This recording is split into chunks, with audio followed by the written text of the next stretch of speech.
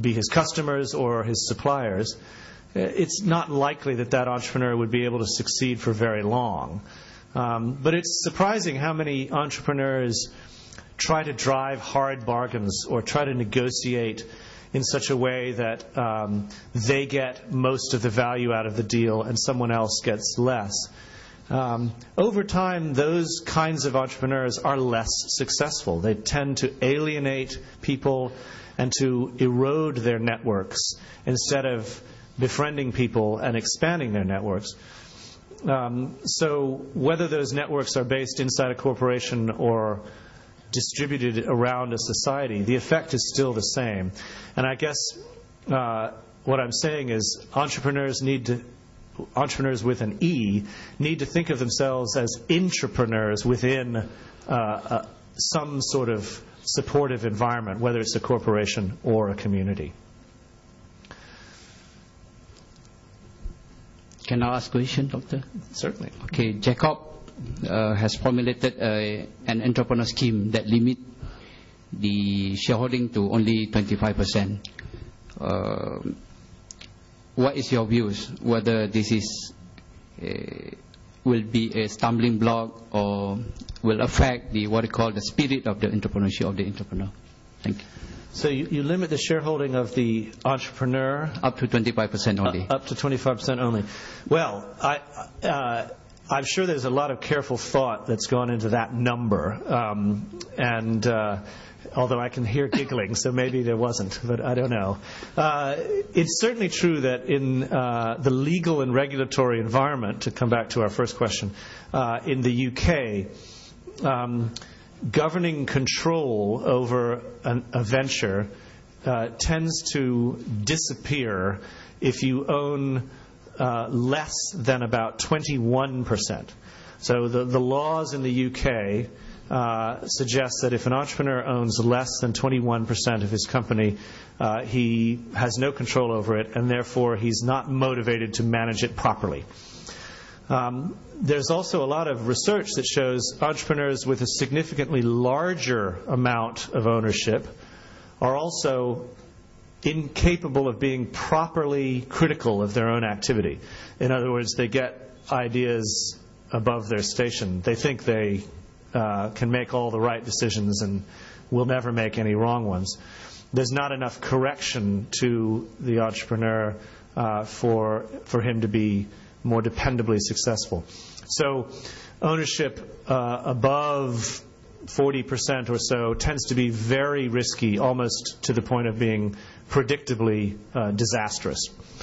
So most entrepreneurial ventures, at least in the UK, own somewhere between 21 and about 40%.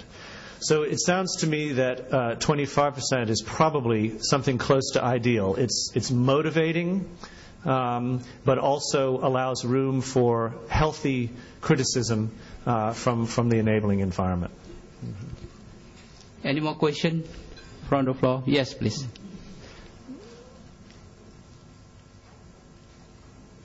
So, Doctor, I would like to review my question just now about the individualistic nature of the Western tradition.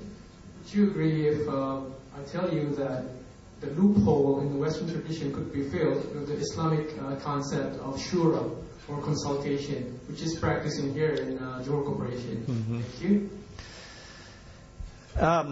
I certainly would. I think that the notion of shura, as I understand it, could also be translated beyond the level of just discussion to the idea of collective decision making. I had a conversation about this yesterday with one of your colleagues, that collective decision making is a vital element in most entrepreneurial ventures, no matter where they are. It's harder to do collective decision making in an individualistic society. It's easier to do it in a society that understands the value, role, and importance of shura. And if you agree that collective decision making is an essential success factor for most entrepreneurial ventures, then it stands to reason that people that are comfortable with shura are more likely to be successful in ventures that require it. So the answer to your question is yes, that the individualistic nature of most sociocultural values governing Western entrepreneurial activity make it more difficult for that collective decision-making to occur. But if you look at all the successful entrepreneurial ventures in the West, at every level, big and small, they are good at collective decision-making. They have become good at collective decision-making. They don't necessarily realize that they're resonating with the Islamic concept of shura, but they are. And I think if you'll allow me to translate shura as collective decision-making, then I completely agree with your point. Mm-hmm. We still have time, plenty of time. Can we have more questions, please? Mm-hmm.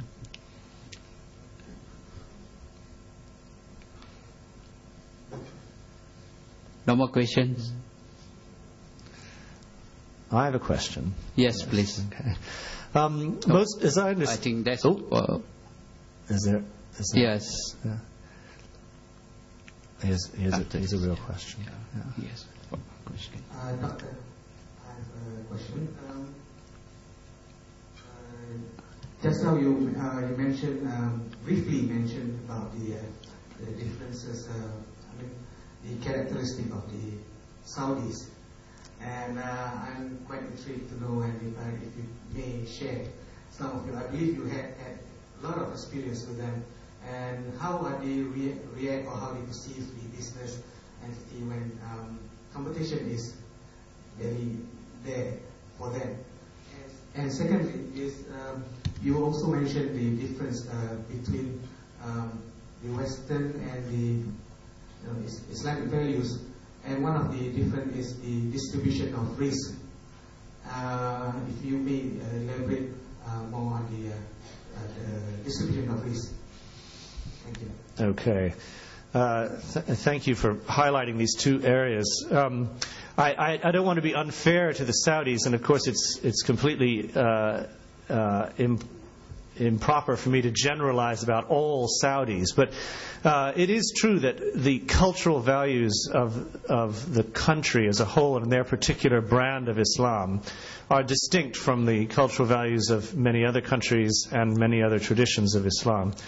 So without being unfair to them, I think it's possible to say that their attitude towards competition in particular, but certain other areas of business activity are different than what you see in Malaysia or England or Guatemala.